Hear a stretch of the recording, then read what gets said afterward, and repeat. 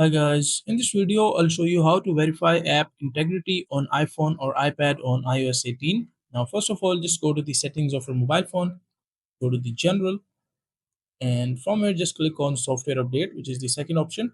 And once you click here, let it load. It will take a few seconds, and as you can see, like I'm already using the latest version. If you already have some kind of like update or the Apple update, make sure to update to the latest version, and after that you can try if your problem is solved or not.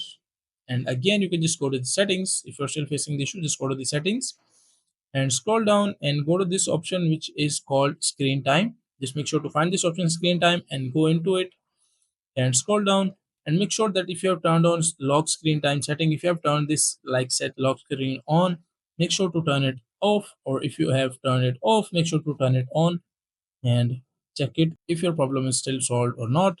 After that, you can just go to content and privacy restrictions, and from here just make sure to go to allowed apps and features.